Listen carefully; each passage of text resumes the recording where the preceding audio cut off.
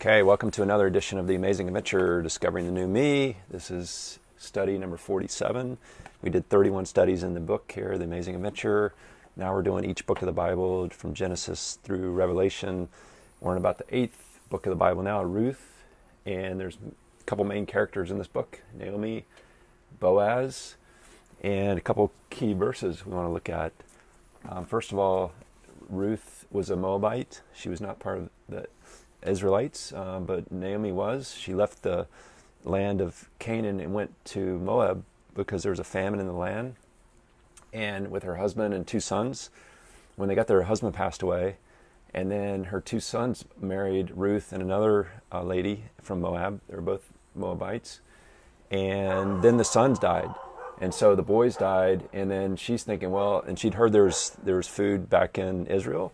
So she decided to go back to the land of Israel, and Ruth wanted to go with her, and her other daughter-in-law did as well, but she didn't want them to go because she knew that they would have a difficult life there. So Ruth, the other daughter-in-law, leaves and goes back to her people, back to their gods, which is really sad but Ruth clung to Naomi. She said, "No, I'm going to go where you go. Your people will be my people. Your God will be my God." And that's verse 16 here in chapter 1. And it's just so critical to the whole story of God, the whole plan of God as it unfolds throughout the Bible. When they get to the land of Canaan, she goes and gleans in the field. She was a poor lady. She didn't have any money. Neither did Naomi. Naomi, in fact, called herself, she said, "Don't call me Naomi, call me Mara," which means bitter. So she really felt like God was afflicting her.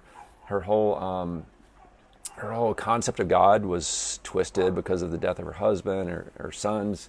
She wasn't really walking after her true identity. She was walking after flesh, but then God began to restore all that. And Ruth, as she was gleaning in the field, Boaz noticed her and said, "Listen, I'll take care of you. I'll give you water, food. Don't let anybody, attack you. I'll protect you."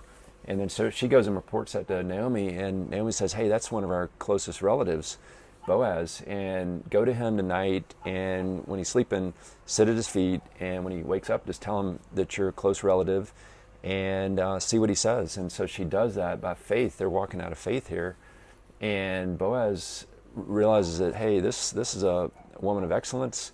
I'm going to redeem her. And so that's what they did in these times. It was called redemption, where they would take on the property. So he goes the next day and goes to the city council and says, "Hey, Naomi has to sell this land of her husband, and the closest relative, we're going to go to him and see if he wants to buy it." He wasn't the closest one. There was one other before him.